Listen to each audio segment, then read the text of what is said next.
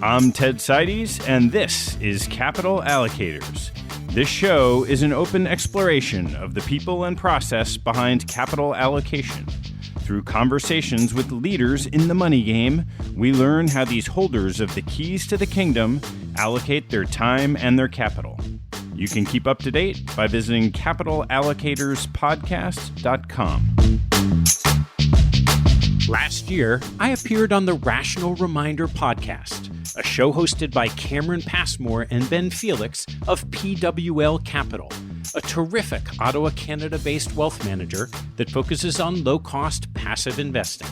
We discussed the depth of the institutional investment research process, hedge funds, alternatives for individuals, index fund investing around the world, lessons from the big bet, and a few other fun topics.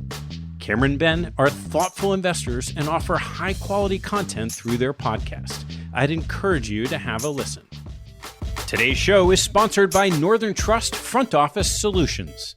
When I talk to investment teams and CIOs, they often echo the same concern, that they spend too much time managing data and not enough time analyzing it. 2 years ago, Northern Trust took a different approach to this problem and funded an internal startup called Northern Trust Front Office Solutions. They gathered together a former endowment chief operating officer, a front office technologist from a multi-billion-dollar hedge fund, an award-winning design team, and a fintech company founded by a quant who coded for Harry Markowitz himself, working alongside dozens of clients to take on this shared mission.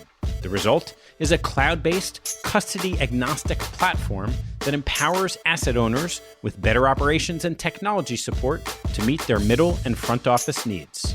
Visit northerntrust.com/solutions for more information. Today's episode is brought to you by Colmore, a group of former private market allocators who left the buy side to disrupt how private market reporting and technology is delivered to limited partners. Colmore provides allocators a real-time portfolio monitoring platform without the burden of extracting, analyzing, and standardizing their manager information. The approach seems to be working, as they've partnered with 3 of the top 20 private market LPs globally, including one of my guests on the show.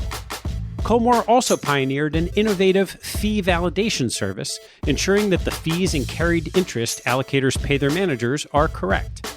That service is offered at a discount to members of ILPA, the Institutional Limited Partner Association. For more information on Colmore's technology and services for private market LPs, please visit colmore.com. That's COLMORE.com. Please enjoy Cameron and Ben's interview with me.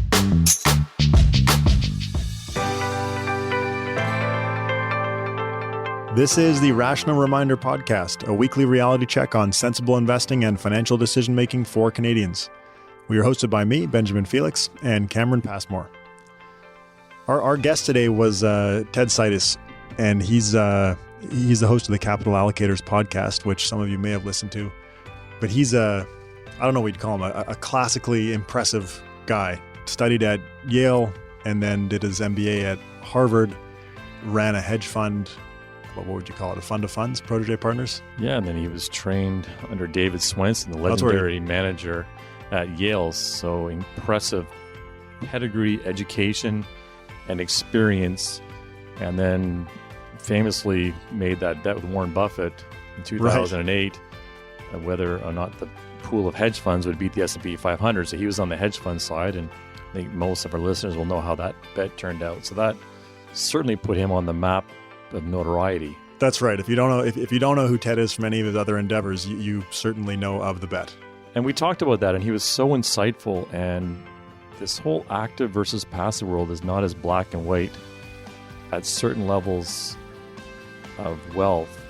And he took us a very nuanced discussion around that, which I thought was incredible. Oh, it shed a lot of gray light on that black and white view that it's very easy to take on the active passive discussion, which is not something that I expected to feel after the conversation, but that's he definitely made that happen. And he's a nice guy, well-spoken. He was very courteous, and we talked to him for a while after. It was a good conversation. Yeah. As we mentioned on one of the recent episodes, we've gotten more diligent with posting episodes and putting links and useful information on the rationalreminder.ca website. So if you have anything to say about this episode after you've listened to it, we'd appreciate it if you, instead of sending us an email, as much as we appreciate those, head over to the rationalreminder.ca website and comment on this episode's post. Agree. Love to see you there. And enjoy our conversation with Ted Seides.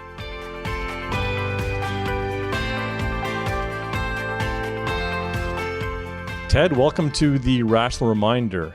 We're so happy to have you join us. I've been a regular listener of your podcast, Capital Allocators, for a long time, and I really enjoy them, and especially the insights that you give us into great minds in this business.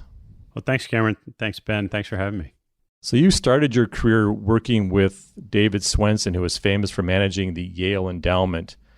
In a recent article, you said that David Swensen plays a different game from those in public markets, and Yale has much less, I think it's less than 25% of its portfolio in public markets. Can you talk about what you learned and what lessons you learned from David that have carried you through your career? Well, sure. I learned a lot. He wrote it all up in a book, and at the time he wrote the book, I felt like I knew what was going to be on the next page. But if you were distilling a lot of what I learned into something that's broadly applicable, I would say the core of how David approached kind of the investment problem, which is pervasive, is he developed a certain set of beliefs about investing. And then he was incredibly good at communicating those beliefs to his constituents, which is his board, his team, and then being very creative about what strategy he was going to use to tie into those beliefs. And, for David, a lot of it was in the book. It's an endowment with a long time horizon that leads to an equity orientation and diversification. And he didn't think you were truly diversified in a 60-40 two-asset portfolio. So he diversified across other things that looked like equity-oriented assets. And then when you really get into the weeds a little bit, what David possesses that very, very few investors of all types do is just an extreme discipline in being able to stick to the plan and being able to communicate in such a way that encourages everyone around him to stick to the plan. And then beyond that, there are all kinds of nuances that go into the process of implementation through manager selection. And so I was just fortunate to start my career working for an absolutely brilliant guy and a great teacher and investor. Fascinating. As you're talking, I've got more questions popping into my head, but I do want to follow a little bit of the structure that we had in mind. You started Protege Partners, which was focused on investing in and seeding small hedge funds. So obviously, between your experience with Yale and Protege Partners, you have quite a bit of experience selecting managers because that's a lot of what you were doing. What do you think, if there is one, what do you think is the most important criterion when you're selecting a manager?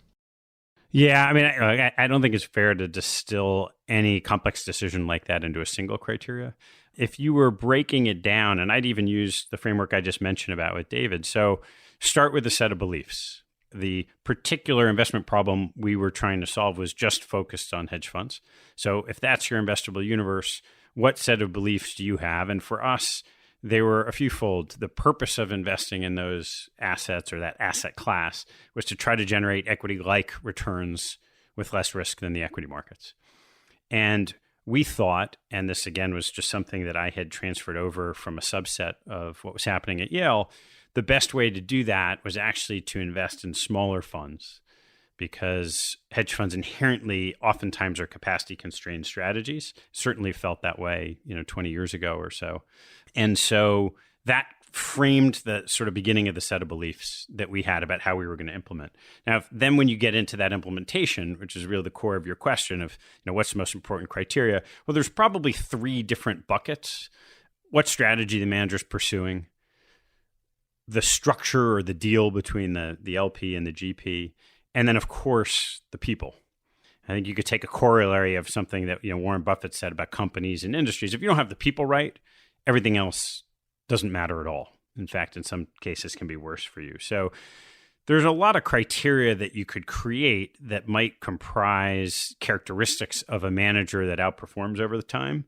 Some of those are kind of have to do with alignment and structure and making sure that incentives are aligned as a GP and LP. A lot of it has to do with training and horsepower and insight. And some of it is just innate skill and drive. what's gotten more and more difficult over the years is that there are many, many more people who fit into that set of criteria than end up outperforming in what's become an incredibly competitive marketplace. There are actually very few that possess all of those kinds of criteria and still have in an organizational structure behind them, the right kind of capital behind them that allow them to at least be structured to succeed in outperforming. And so you come to that last piece of kind of having extreme discipline. There is an element that you simply can't compromise on anything. Something that, well, we really like this person, but the strategy is a little bit out of favor. We don't like the underlying valuation of, high yield today, but it's a distressed debt manager, whatever it is. And so trying to play through that playbook of sort of having your set of beliefs, understanding a strategy that makes sense to implement those, and then having extreme discipline to stick to it is sort of the framework we used at Protégé. So that makes a lot of sense. When you think about public equities, which I know they're different things, but think about public equities, you have market beta. So if you're not able to go and find an active manager, you can just take market beta and call it a day. When we're talking about hedge funds or alternatives, maybe in general, you can't really do that. So do you think that is it something where if you don't have the ability to go through a process like you just explained, or have your own process that you think is better, if you don't have something like that, is it worth pursuing the risk premiums in alternative asset classes at all? So generally speaking, I think the answer to that is no. And there's a lot of subtle currents that you mentioned, right? So if you compare 10 or 15 years ago to today, you now have a proliferation of products that you can invest in that comprise risk factors. So there's the basic risk factors that we know about in quality and yield and size. Those things didn't actually really exist, 15 or 20 years ago. So if you wanted to get exposure to small cap value and you didn't like growth, the only way to do that was in a hedge fund if you could short growth. And there are a lot of other ways you can just get the exposures today. So where that has taken the industry is people's definition of what adding value means has changed, because there are more alternatives, as I said, or alternative betas. So take a firm like AQR, which was probably the first to sort of mass proliferate different types of products. And I'd had a ongoing conversation over time with Cliff Asness about, once you know that there's a alternative beta in a strategy, is that strategy likely to be attractive going forward? So we could think of like a merger arb as a great example. You now can buy a mutual fund, you can buy an AQR product that give you exposure to all the mergers. But when merger arb was really interesting was when not that many people understood it and knew about it. And by the time people understand it enough to commoditize it, most of the time that alternative beta is not an equity-like expected return. It's something less. So I think the successful hedge fund strategies, it's true of private equity as well, most of the alternative categories are difficult to buy cheaply and get the kind of returns that people have sought in them for the last, That was a fantastic answer to the question. Yeah, and it prompts so many questions. I'm really curious how, like Charlie Ellis was on the investment committee at Yale, is that correct? Yeah. And so he's famous for writing Winning the Loser's Game book, which is an indexer's almost Bible, I think you could say. Can you talk about conversations and how these kinds of conversations would happen when you've got such two different worlds? Sure. I mean, and it's a great question. And I think to some extent, Charlie's opinion has changed since I first met Charlie in the early 90s when I worked at Yale. I've had a few endowment chief investment officers on my podcast, Scott Malpass from Notre Dame and Andy Golden at Princeton University and Jim Williams at the Getty Foundation, who have been in their seats for 15, 20, 30 years. And most of the people in those seats pursuing these strategies all will tell you that there are only a few dozen pools of capital that are properly structured to pursue these and succeed. Wow. It requires an army of people, a small army of people, a small army of talented people. It requires a governance board that fully understands the investment strategies and has the patience to pursue them through difficult times. And I think that's right. I think that it's, for me, sitting outside of Yale, I can't possibly do what Yale would do. So let me give you one recent example of that, relatively recent example. I have a friend who has been subject to due diligence from one of these institutions and was talking to him recently about how the process was going. And he said, I think it's going well. He said, we just had our 6th meeting. They were here for 8 hours. To which I said, what'd they do in 8? Well, we visited a company with them. They walked through our positions. They updated. Most people don't have the time to dedicate to that type of due diligence. And most people don't have the opportunity to get in that type of depth. And by the way, this institution may not even invest with this manager. Amazing.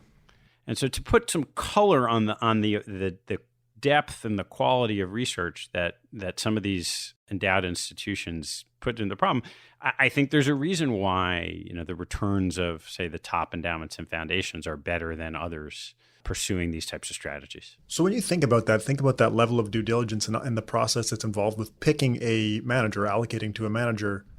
Once that decision's been made, how do you know whether it was a good decision or not?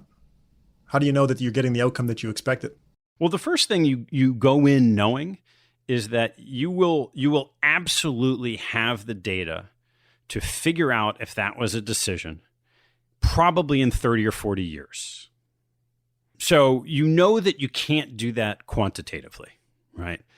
That lends you to determining what's the appropriate process to create so that you can make a decision if you need to make a change. And that starts with having some type of hypothesis about why you're investing that's not tied to short-term returns. It might be tied to disprovable hypotheses about the underlying investment strategy. It might be tied to your beliefs about the most important people that are there and how engaged they are.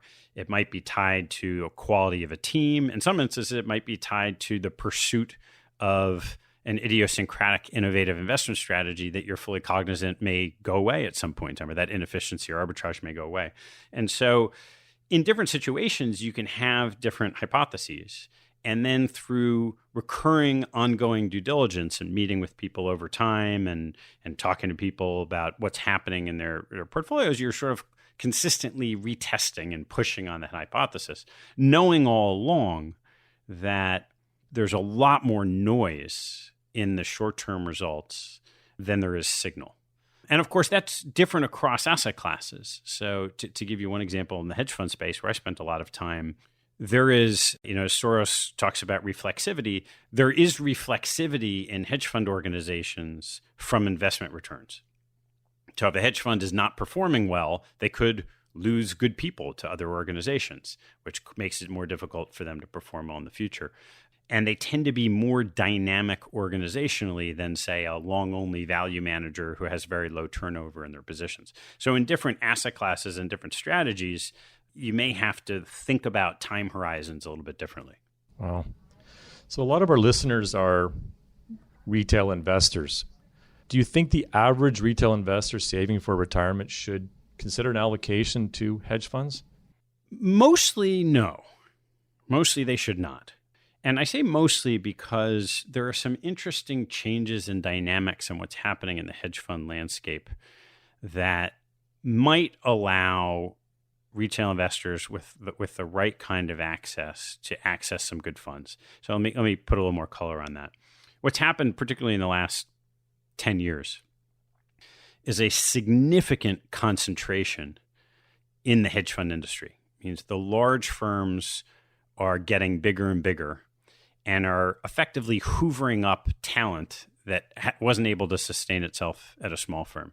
And the reason that that's relevant is that some of these large firms, and you may know, some of the brand names are places like Citadel and Millennium and D.E. Shaw and Two Sigma and Lone Pine. Lone Pine's not quite the right example.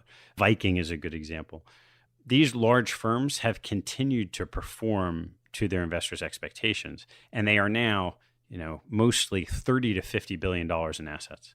So if a retail investor has access to a large manager and believes that the market for talent is efficient or is increasingly efficient in the hedge fund space, which I believe it is, they may be able to get an allocation that's quite different from what they'd be able to get anywhere in the public markets, and understand they're not necessarily going to know a lot about what's going on, but there are a lot of really, really smart people that do. And that's a little bit of a dangerous strategy. But if you knew what I know, I would say if you're able to get access to some of the very, very successful, talented hedge funds today, that actually might be a good way to go. Now, somewhere along the way, you need to have access to someone who's paying attention to what's happening there, because sometimes these organizations can change. And it's a bit of a risky strategy, but we're also talking at a time where most people look at public market valuations and in the equity and bond markets and wonder if just the underlying betas will allow them to meet whatever their liability requirements is, spending for individuals or institutions. And if that's the case, that's the reason why some of these talented hedge fund managers have continued to grow, because you need to find another way to make a buck if the easy, simple, passive way isn't going to get you there. But access has to be, it has to be restricted, I think, by definition, right? There's only so much alpha that can go around. Yeah, it is hard. It's hard. I mean, I think the default, to the answer to that question, the default is no. The default is the average retail investor probably should not be investing in these strategies. Okay. I think there are exceptions, and sometimes the exceptions can be big, but it's not something I recommend for my parents as an example. It's a great way to put it. You gained quite a bit of notoriety or whatever you want to call it with your bet with Buffett. If you Google your name, that maybe your podcast comes up more than the bet now. But after the bet with Buffett, it would be easy to label you as someone that does not believe that investing in index funds is a good thing just because of the side of the bet that you were on. So what do you think about index funds? So I think it's funny that you said that. It would be easy to label me that way. That really is based on a perception of someone making some assumptions that may or may not be correct. I have always thought that index funds are a terrific tool for most investors. And I say most because most investors do not know why they might be beating the market. And you have this wonderful opportunity to just join the market and pay next to nothing for it. As I mentioned earlier, it's not clear to me that just doing that will be a great outcome for a lot of people, for the next 5 or 10 or 20 years. But it may be the best alternative for people who don't otherwise know that they're pursuing a strategy that's likely to beat the market, because for sure, all these other strategies are expensive. So no, I'm a huge fan of index funds and always have been. But, I made a particular bet at a particular point in time, so people can make whatever assumptions they want about what I think. Given there's only so much alpha to go around, I assume there's very little fee compression in the hedge fund world, or is that a false assumption? It is a really interesting question today, because the hedge fund world has very much become a binary setting of the haves and have-nots. So for the industry as a whole, there is fee compression. For a long time, I would say that the industry fee looked like a 1.5% management fee and a 20% incentive fee. And for most of the participants in the hedge fund industry, the fees are lower than that today and continue to come down. Now, I say it's binary because there have been a few recent examples of larger funds that, in order to restrain their asset size, have been increasing their fees. So one of the ones I mentioned earlier, D.E. Shaw, earlier this year, I don't remember the exact numbers, but I think they went from 2.5 and 25 to 3 and 30. And it was a mechanism that they were trying to use so that their clients could self-select. They wanted to restrain their asset size. And would this be also in the institutional world? Didn't matter who the client was? Didn't matter who the client was. Wow. So when investors of all types are absolutely willing to pay for real alpha, and when it exists, people will pay very richly for it and are happy to do so. Which is exactly what you'd expect if that market is efficient. If you have consistent alpha, you will raise your fees and people will pay. That's one plausible outcome. Right. Yeah. So you mentioned your parents. If you had to tell your parents, or if you do tell your parents how to invest their money, what do you tell them? Well, my parents don't listen to me when it comes to investing anyway. And they're older, so it's pretty traditional. I had an uncle who passed away a couple of years that was the chairman of Capital Group. in California, the wonderful mutual fund company. And so my parents have always had their equity allocations invested with capital. It was very comfortable for them because there was a personal familiarity to it. And it was very comfortable for me because it's a wonderful organization, terrific way to get exposure. And my parents have had some mix of a stock bond portfolio through Capital's funds. And as they've gotten older, they shift more and more towards bonds. I mean, it's a fairly simple asset allocation and a fairly straightforward path to try to get them what they need, as they're now retired and living off of those savings. So you live in a country where indexing is absolutely exploding with the popularity of Vanguard and iShares, much more so than we're experiencing in Canada. Do you have concerns about too much of the market becoming indexed? Not anytime soon. I've had this conversation with Charlie Ellis and a bunch of other people. People can go back and forth on what percentage of the market needs to be active in order to have efficient price discovery. And if you ask Charlie, he says 10%. Other people think we're close to that point. Passive per se, in terms of investment allocation, isn't troubling. What is troubling is the ramifications that has on the governance of the underlying companies that will drive the returns. So you could imagine if you have 95% passive investors, that corporate executives could do whatever they want because their shareholder base would never turn over. And that's a real problem. And we have some problems in the US relating to the short-termism that is set up in incentive structures and in executive compensation and how managers are paid and all kinds of things that have not been addressed for a long time. And there are some people starting to, or at least starting to try to address that. But in terms of actual size, my hunch is that there's still a very large universe of dollars that should be a natural audience for index funds in the US, but are still in some more active strategy, mostly owing to that history and tradition and less the conscious decision that a low-cost alternative is better for that person. You kind of just answered the question that I want to ask, but I'm going to ask you to dig into it a little bit more. In the States, less so. In Canada, there's still a ton of assets invested in public equities in actively managed mutual funds with high fees. So I agree there's probably alpha in hedge funds if you know where to look. But in public markets, it's a bit more dicey. Why do you think people are still investing in that stuff?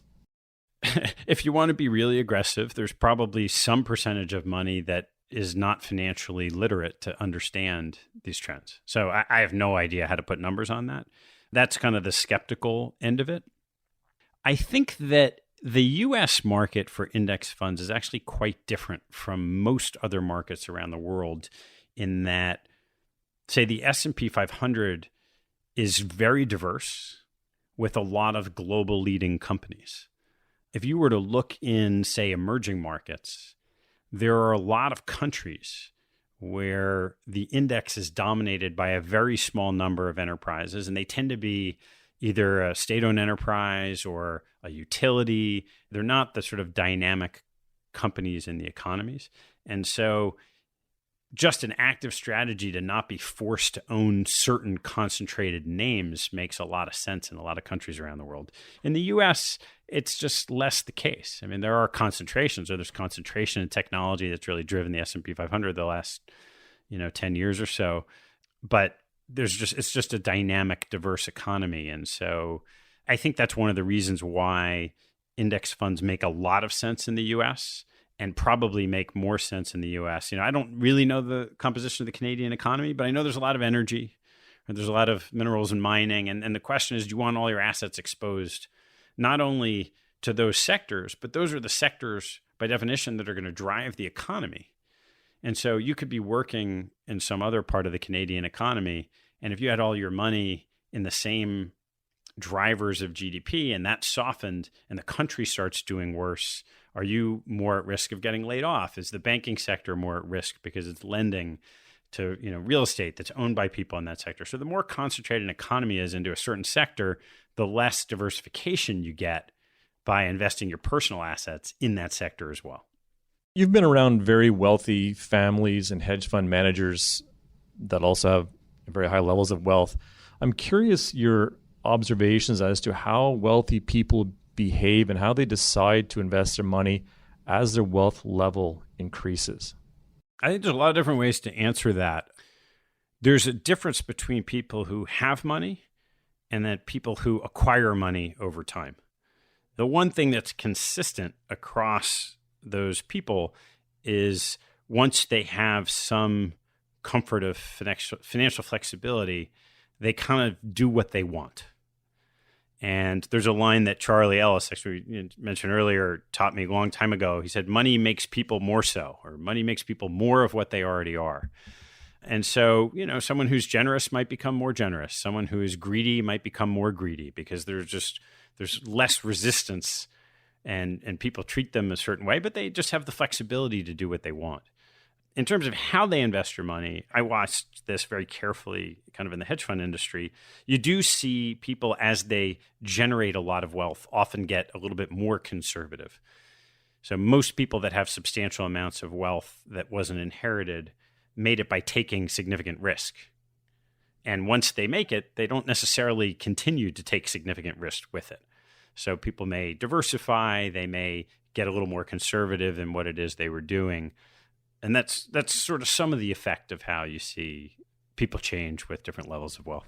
You mentioned concerns about market beta going forward, and I agree. Valuations are high. That's a bit scary. If you talk to someone with, $200 million to allocate today, in broad terms, what would you be telling them to do? Well, I think that conversation has to, I've been involved in this exercise with a good friend of mine the last couple of years. That conversation has to start with who's the person, what are they trying to accomplish, how do they want to get there? And that doesn't mean, hey, I need this money for my living expenses, certainly at that size of wealth. But some people with $200 million desperately want to make $2 billion. And some people with 200 million desperately don't want to lose 20 million and get to 180. So depending on what their objectives are, dramatically colors a strategy. Now, if you had a pool of capital that had a lot of duration to it, because there wasn't a lot of spending and that size, I would be quite equity oriented. You can start with a baseline of different market exposures that you want access to in the public markets. And then, as I'm managing that capital, I'm going to lean on relationships with managers that I've had over the years that I think are truly exceptional and invest capital with them, and then constantly be looking for something interesting, new, and different. So interesting. Through this conversation and other conversations that I've had recently, the importance of relationships, if you're seeking something more than market beta, the importance of relationships has come up repeatedly, which I find very interesting. Yeah, I think that's right. Long ago when I started in this business, it really felt like a relationship business. And then it got away from it for a while because Wall Street, and certainly in the hedge fund space, Wall Street came in and effectively intermediated. They had capital introduction groups whose job it was to match buyers and sellers. But after a while, there was so much of that activity that it sort of gravitated back to relationships again. But yeah, I think that having the right networks to be able to access and find great investment ideas is pretty important. And it's one of the reasons why where we started, some of these large endowments have been able to perpetuate returns because they have long histories of being demonstrated to be a very long-term, very supportive, and very critical investor. And the managers who have benefited from that over a long period of time are more than happy to refer to them the people they think also meet their high standards. And that is a network of people that the vast, almost nobody else has access to. Amazing, yeah. On a recent podcast, we talked about how the last 10 years of the returns in the U.S. market were so outside of the expected realm of possibility. It was an extreme event. And this is also the same time period where you had your famous bet we talked about earlier with Warren Buffett. Can you talk about how you look back on that bet and how that bet might have affected you personally? Oh, sure. Those are two different things. I mean, there's an investment side and then there's a personal side. On the investment side, I think anytime you're involved in markets or anytime you're involved in any decisions, you want to try to get better at making decisions. And I went into the bet with a certain hypothesis that didn't really have to do with hedge funds being superior to the market. They're quite different. They're really apples and oranges. But it's not hard to recall what happened in 2008 in the public markets. And this bet started in January 1 of 2008.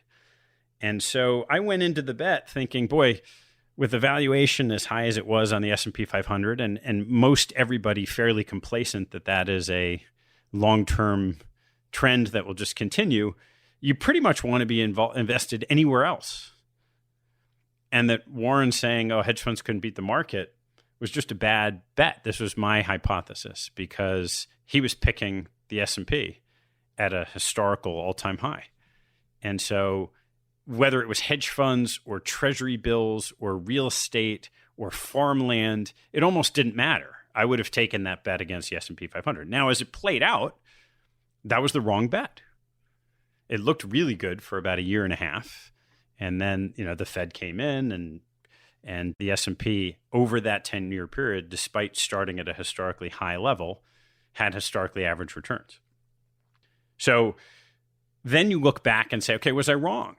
Did I miss something? Did you miss that the market's always going to recover itself? And at one point I called Warren and I said, hey, I'm trying to figure out like my own decision process here. When we started the bet, my partners and I had said we thought we had, I don't remember what the number was, an 80 or 85% chance of winning. And you said you had a 60% chance of winning. But now when you talk about it, you make it sound like it was a fait accompli, that because of the fees, you were always going to win. So do you remember why you said 60%? Was it because the market was rich? He said, nah, I don't really remember. So he didn't have a robust thesis. He was just applying it, to hope to make the point that fees, in the hedge fund world are expensive. So I came out of it saying, I actually still don't think it was a bad bet at the time. There was one outcome. It ended up being a bad outcome. It was over a long period of time. I tried to write that up. And when you write something up, people give you all kinds of flack for it in public. But that's fine. Personally, it's been incredible. Right? I had never met Warren before. I've spent a lot of time with him. And it was this interesting platform to be able to talk in some nuance about, these kinds of issues and all kinds of issues. And all kinds of neat things happened from the time I spent with Warren. Everything from Jack Bogle showing up at his annual meeting that actually came out of one of the dinners I had in Omaha to, a few other pretty niche-y, cool things that you never could have anticipated. And some terrific friendships came out of it. And I guess, there's some infamous name recognition, which is fine, but I didn't really care about one way or the other. What a great story. Thank you for sharing. All right. So valuations are high again. Would you make the bet again now? So I got asked this a lot over the last couple of years, and I said I would not make the bet again, but let me explain why. I wouldn't make the bet again because I don't think the odds of winning are as favorable as they were, now 12 years ago. I don't think the market's priced any differently, but hedge funds have changed a lot. The assets managed in these hedge fund strategies is a multiple of what it was 12 years ago. So the competition is higher.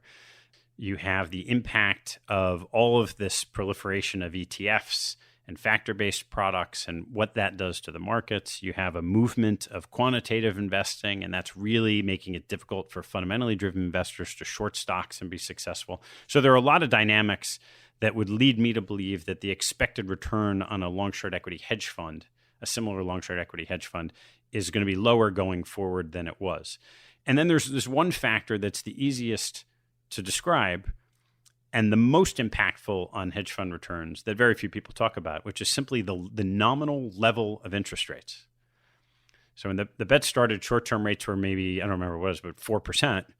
And today they're close to zero. And that is a 4% or maybe 3% annual difference in performance, just because of the short rebate on the way long short funds are constructed. And so that's a very meaningful detriment to hedge fund returns in the current environment. So I think that it's probably 50-50 if you had a good hedge fund portfolio versus the market for the next 10 years. But I would never make what I thought was a 50-50 bet in public with Warren Buffett. Okay, got it. I just want to shift gears for a bit. We share with you the same podcast producer and Matt Passy, and you told us earlier that is thanks to you making the introduction to our common contacts. So shout out to Matt. Can you talk about the impact that your podcast, The Capital Allocators, has had? Has it been a surprising experience? What has come of it? Sure. Well, it's been really terrific. And again, big shout out to Matthew. Many of the investment podcasts that people listen to are produced by him, and he really does an extraordinary job, makes all of us seem much better at this than we actually are. So I started the podcast as a way to kind of connect more broadly with people I knew in the investment community in a way that I was able to when I was only focused on hedge fund strategies. And that's been a lot of fun. And I just have a great passion for connecting with both people and ideas. And those two can go together, but are also quite separate. So it's been, personally, that's been very rewarding. I think there's been a pleasant surprise, and you sort of mentioned it in Google searching my name. I assumed that no matter what, the bet and having lost the bet to Warren would be sort of part of my public legacy, and I wasn't going to be able to do anything about that. I was not expecting that doing a podcast would broaden people's at least knowledge of me and what I've done. And in particular, like I mentioned, when you write something that you think is thoughtful and you put it out in public, as I did a few times relating to the bet, people mostly still would see me as an arrogant hedge fund guy. They'd make the same assumptions that Ben talked about earlier about, oh, you must love hedge funds, you must hate the index fund, you must think this is terrible for everybody. People make all kinds of assumptions. But when you're on a podcast or interviewing people, you're putting yourself out. It's your voice, it's your thoughts and ideas, and that's been rewarding because I've been around the industry a long time, and I thought I knew lots of people, but the breadth and quality of the people I've been able to connect with just from having done this has been really extraordinary. So it's been a real gift personally and professionally. I've been pleasantly surprised by the amount of goodwill it generates. On my show, I do the interviews. I think I'm not I do maybe 5 or 10% of the talking. It's the people who come on who do all the heavy lifting. And yet, because of the audience, almost every single guest gets some, at the least dozens and dozens of positive emails from friends, and in many instances, some positive business development or otherwise. So that's been just terrific and kind of building up goodwill on my personal balance sheet. When you think about how you spend your time, obviously the podcast takes a lot of time, I'm assuming. I know ours takes quite a bit of time to prepare for. But when you think about how you spend your time, what do you wish that you could do more of? I think we all wish we had more time. I think I'd love to find a way to sleep more. Probably not what you had in mind. I have been engaged in a bunch of different things without one full professional activity for the last couple of years. So that's allowed me to do the podcast. I've been working with a friend of mine, helping him kind of oversee his portfolio. I've been always thinking about what bigger thing might I find to do next. And so I've actually done this at a period of time where I feel like I've had a tremendous amount of time. And maybe it's the opposite. Maybe the way I'd like to be spending more of my time now is to be more deeply focused on investing or with an investment management firm. And that's probably the direction I'm headed, and hopefully can bring the podcast alongside. Very cool. So as you move into that potentially next stage, how do you define success for yourself? I'm always reminded of a dear friend of mine who I went to business school with, and she tells me that on the day we graduated, I said to her, I wish her all of success in the world, whatever that means to her. Now, I don't remember saying it, but it resonated so strongly with her that she remembers. And so for me, the most important barometer of success is my personal happiness and fulfillment. And that takes all kinds of forms, and family and relationships, professional engagement. A newer one is deep authenticity and trying to be very true to myself and the people that are around me. There's always some measure of financial success, which I define as sort of an absence of having to worry about whatever it is, the future. I certainly had some success at Protege, and then life circumstances changed. And so I still have much of the same worry that many people do, but it would be nice to get to a point where I didn't have to worry about that. And then the last one, and the one I've been sort of focusing more on in the last few years is ensuring a high volume of quality connection with other people.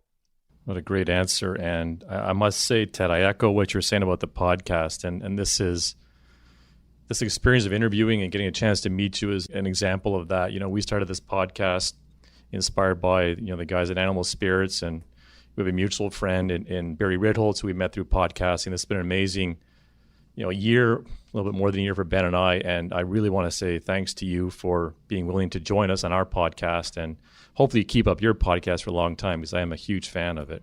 So thanks, Ted, very much for your time. Thanks, Cameron. Really appreciate it. Thanks, Ben. Thanks for listening to this episode. I hope you found a nugget or two to take away and apply in your investing and your life. If you'd like what you heard, please tell a friend and maybe even write a review on iTunes. You'll help others discover the show, and I thank you for it. Have a good one, and see you next time.